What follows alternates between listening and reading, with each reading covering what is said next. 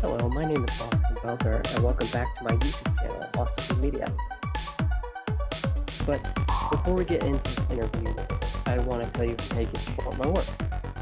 The major way I fund my work, whether that be through renting a movie and offsetting those costs, or paying for Zoom, my Patreon helps with that. Patrons like Camila Beulah, Brian Scuttle, Justin Davis of Silk Pop, Matthew Simpson of Awesome Friday, Tom Blackburn, and more all help make the episodes and interviews like this possible. So thank you to all you lovely patrons out there. If you choose to subscribe, you can do so annually and save 16%. On top of that, if you're not ready to subscribe for whatever reason, you can get a 7-day free trial of every single tier I offer. All of that can be done at patreon.com/AustinBmedia for as little as $1 a month. With that said, let's get to the interview. Hello, people of the internet, and welcome back to Austin B Media, or whatever you want to call this. Whether you're watching this on YouTube, welcome back to the channel. I also upload this as a podcast, so welcome back to your ears, I guess. But today I am here with Andy Vallentine, director of the Mattachine Family. It's having its New York premiere on the 15th at the 35th edition of New Fest, which I'm covering, and I'll probably have my review out somewhere around there. Premiered at SIFF, Seattle International Film Festival this year, yeah. And just cavalcade of other ones like Frame Lane, 47, stuff like that. But for those who don't know what the Mattachine Family is about, how would you describe it? I like to say that it's indie dramedy that follows a gay couple and their journey to parenthood. Yeah, so there's lots of comedic moments. In the film, it stars Emily Hampshire from Schitt's Creek, Heather Mazzarato, Nico Tortorella, Juan Pablo de Pache. So lots of humorous moments. And then also there are those, tear-jerking moments, as the film progresses and our characters, decide whether or not they want to become parents. Yeah, it was really interesting. I made notes about it when I was watching it because I was making the questions and writing the review notes at the same time. Yeah. And it didn't click until just now that even though I wrote this down, Heather Matarazzo was from Princess Diaries, and just now clicked for me.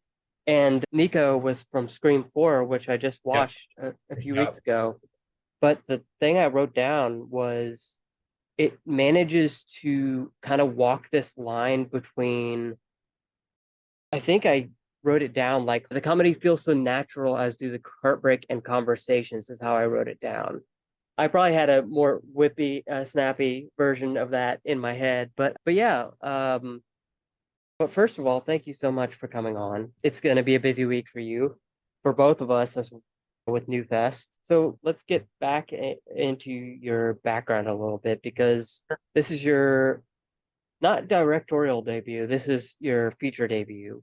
For those who don't know, you've directed music videos in the past for people like Charlie Puth, Patrick Starr, Tritonal, and a bunch of other people who I'm sure people know. So I guess my first question is, how did you handle that transition from going to music videos to directing films, and how is that different from each other?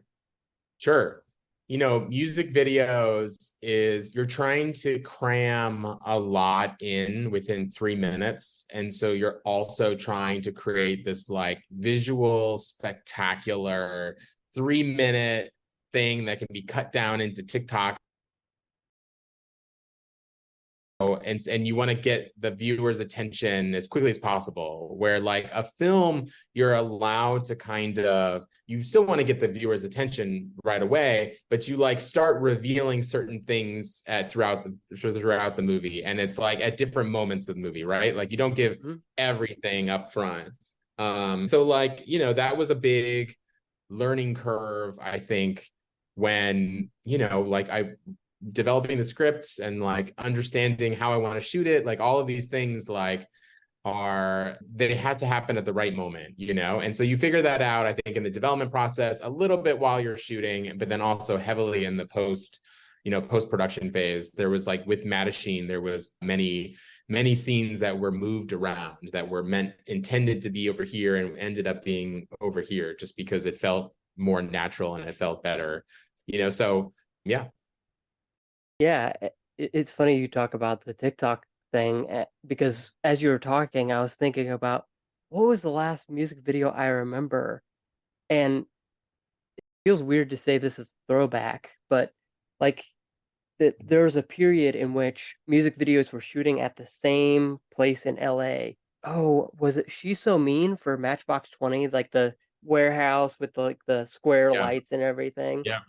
Where it's just like they're just standing, the bands are standing around in this like empty Yeah. warehouse and Yeah. with a spill lights and everything like that. Yeah. So, but yeah, it is interesting to see kind of how that's kind of shifted over the Mm, since I guess the TikTokification of everything. yeah. Yeah. Especially I guess since I brought it up with Charlie Puth and his kind of workflow now, where the what if it sounds like this or that? Yeah, and Yeah. then yeah, but we're not here to talk about TikTok. But I guess you talk There's there's a stylistic flair to the Mattachine Family where I wrote it down. There's these narration bits by Nico, and I wrote it down like it was almost like a Polaroid style kind of true crime documentary-esque Yeah. kind of thing. Yeah. And I wanted to ask, was there any like inspiration for that? Like maybe a specific film, maybe a director you were looking at for that?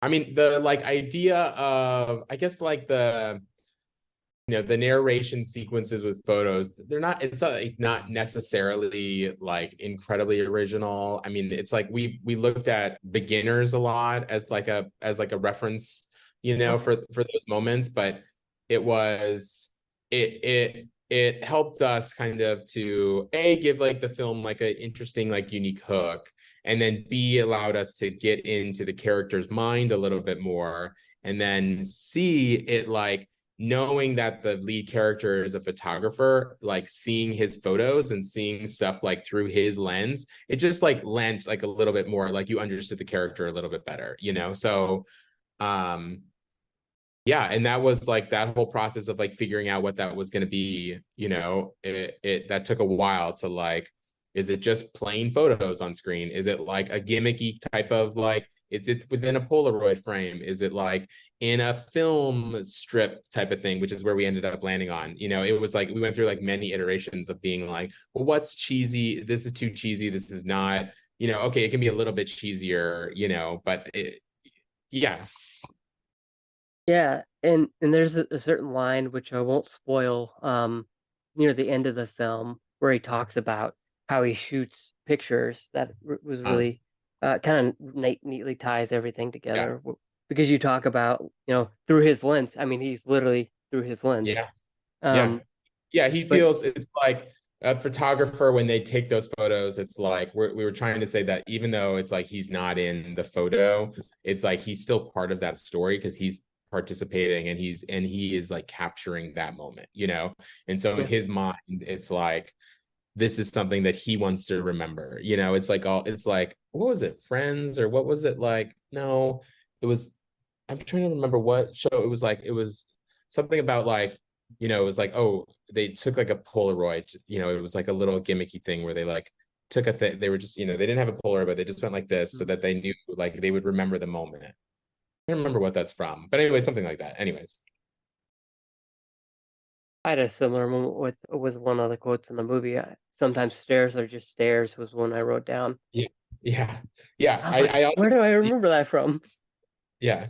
Yeah, that's a fun. I like that line a lot because I think that there's like within movies, there is like a lot that you can analyze and like look deep into certain moments, and then some other times it's just stairs. Like it's the simple reason, Yeah. which I like about cinema just in general, because you can get really deep in in some specific area that the filmmaker intended this like very specific thing that's the subtext is like hidden within, or it's just like it's red because there was a red shirt on set. It's like you don't know what the intentions are. But anyways.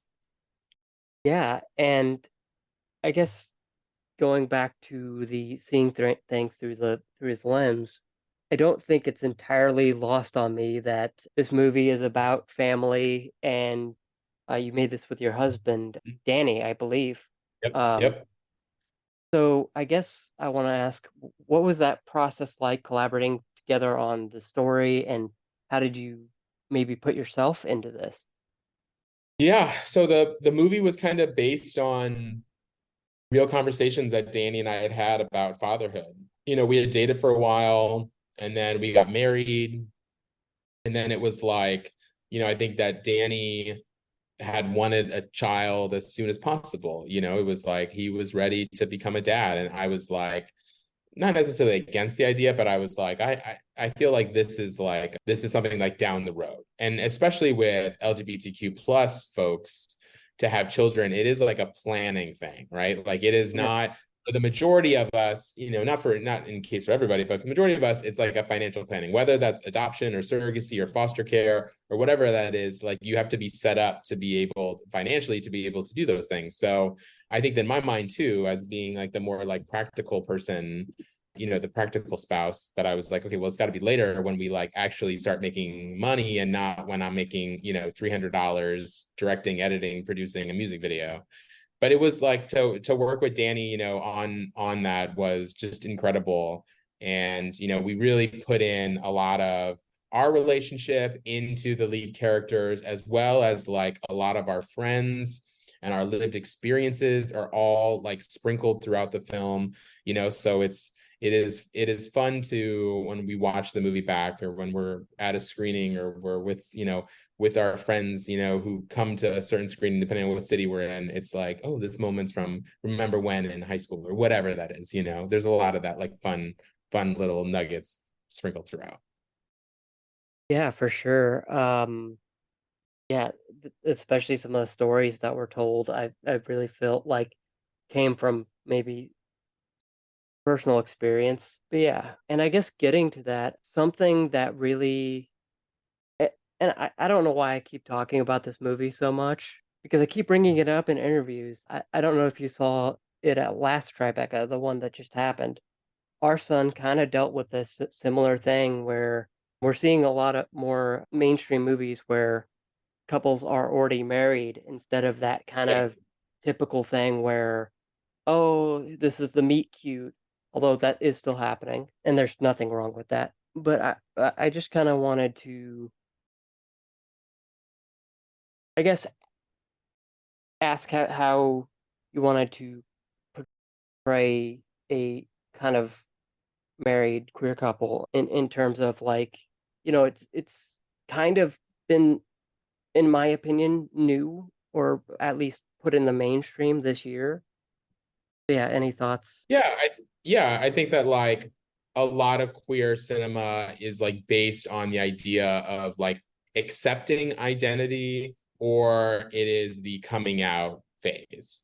So it is like, which those are like crucial aspects that all LGBTQ people go through, but that's what had been our focus in media for so long, and in film and TV. So we liked the idea of Mattachine Family, which it kind of like pushed past some of those things. And yes, we like touch on like accept, like a little bit of accepting identity, and well, like Yeah, honestly, like what identity is in terms of like being a gay dad, like what is that like. But we wanted to like push past that and like see a gay couple that were, for the most part, like you said, there's like the meet cute at the beginning, but then for the most part, like they're together, like in a relationship, and are having to deal with big questions on whether or not they want to become parents or not.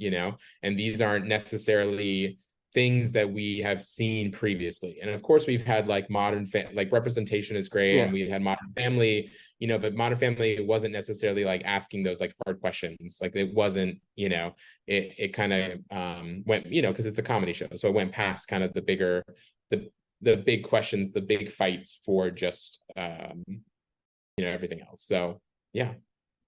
yeah. It didn't really get into the interior spaces, is kind of what I'd refer to it Yeah. as is Yeah. where, and I guess where I come at with the comparison with Our Son is it also dealt with, for those who hadn't seen it.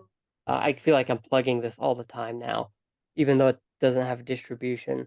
But it dealt with Billy Porter and, oh gosh, the new Luke. guest, Luke Evans. Yeah, a divorce, which is, I I'll be honest, I hadn't really seen that before, and I think you're doing something similar here, where it's like, oh, you don't really have to see that, how they um met, or this is how Yeah. they are now, and here's the, because, and I don't think this is spoilers. It starts with Arthur already being, what would the proper term be, given away? Like going back to his home. So Yeah, at the movie, it's like we're met our two characters, Nico Tortorella and Juan Pablo Apache, Oscar and Thomas, where they had a foster child for a year, and so they were just fostering the child for the year. So it's his foster child Arthur goes back to his mom. So and then there's all of those complicated feelings of what that means. yeah, and I guess going back to, I keep zigzagging, but we were talking about stories earlier, and there's this character. Oh gosh, what is his name? The person who lives with Nico's character, the best friend. Gosh, Oh, Jamie. Jamie.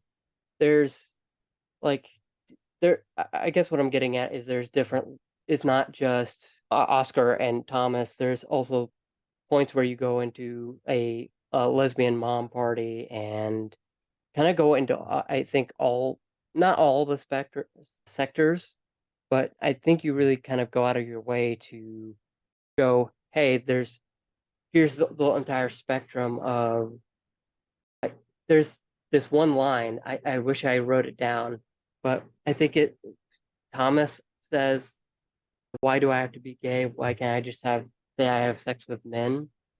Yeah. I think it's like later on, but I guess I just kind of wanted to get into how you want to.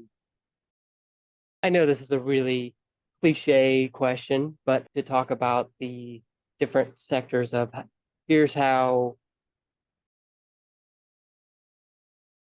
different, gosh, sorry, here's how all these different people interact with one another. Like, Yeah. here's how Thomas interacts with this lesbian couple. I forget their names. I see the actors' names and then I forget. That's good. Yeah. I think that like one of the other kind of big themes of the movie that we wanted to hit was the idea of chosen family.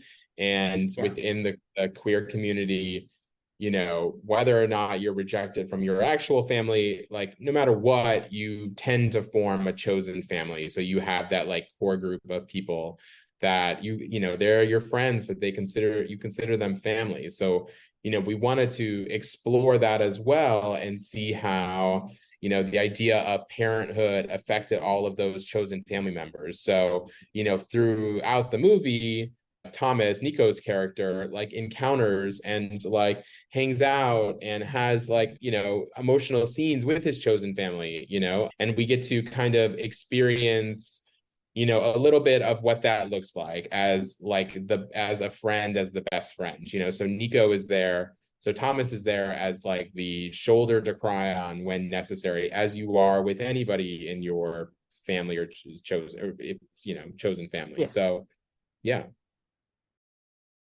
yeah. And sorry for the long wind up and Good, everything. you're good. It's yeah. I, to be completely transparent, I'm still figuring out how, like, this is kind of, recently this year has been kind of a learning experience for me, in really just kind of trying to sit with learning, okay, how can I represent how can I talk about LGBTQ plus cinema as somebody who is by all means straight? It's kind of that thing that where I've just kind of been trying to learn over the past few months, especially with Our Son. I was trying to learn terminology Yeah. and that. So if at any point I'm just No, not at saying all. I have noticed at all. anything that I need to cut out, you can just yell cut, because I don't want to ask like cliche questions. You know, Yeah. I don't want to ask stuff where, an AI could have come up with it or anything like that. Yeah. But yeah, I definitely think um the Mattachine family is a really interesting one because kind of going back to the narration, it kind of almost breaks the movie up into chapters. Yeah. I, the note I made was it kind of makes it almost like a TV show in a sense Yep. of like, Yep. hey, here's the end of that one arc. Let's go to this Yep. next arc. Yep. And I guess I just wanted to talk about how you approach writing that, how you approach kind of structuring it out because it's not a three act structure. Yeah. I think it's like I looked at, well, I can't really like, I mean, when Danny and I like set out to write the movie, like we wrote it in the, and Danny wrote the majority of it. I did more of the story, but it was like we put it together as like a traditional movie, I guess, of Yeah, like how it unfolds. And this is when this beat should happen, this is when this beat should happen. And then when we got it in editing, we realized that like some of those emotional beats were in the wrong spot in terms of of getting the audience on the character side and what that all looked like. So it's interesting that you thought of it as chapters, because I also like debated whether or not putting like chapter markers in the film and literally writing like chapter one this, which is like a device that like filmmakers do the sometimes to creator. like, yeah, right, to like break things up or to do interesting things for it. But I ended up not doing that. But still, like, so I broke them up into these moments, so it is, the first 20 minutes, like this is what this establishes. These are the scenes that we hit that have the like emotional beats necessary to sustain like the audience attention for these 20 minutes, and then we move on to the next 20 minutes. So yeah, good analysis. Yeah, I 'cause- because I tend to overthink things. I was just talking about this on the Creator podcast where I was talking about overanalyzing things. I always talk about I figured out the ending to Arrival 10 minutes into the Yeah. film. Yeah. So I'm just overanalyzing a lot of things that Yeah. probably nobody even cares about but me. Like I was editing a podcast, that same podcast the other day, and there was less than a frame extra audio in DaVinci Resolve on the Mhm. audio than the video. But I was like, nobody will notice if I just delete this millisecond. Yeah. Uh, but if you do, yeah. But anyways, I yeah, it's a good movie. I hope people check it out at Newfest. I think you're playing virtually, Yes, so we're playing. Yep. yeah, go ahead. Yeah, we're playing on Sunday the 15th at Mhm. 1 o'clock in New York. But then also virtually, I believe, for like an additional week. It could Yeah, be something longer. like that. That's But yeah, always kind of how it works. yep. But yeah, I hope people check it out, especially if you just like, I don't know, maybe you have a free weekend and you just want to watch a bunch of movies.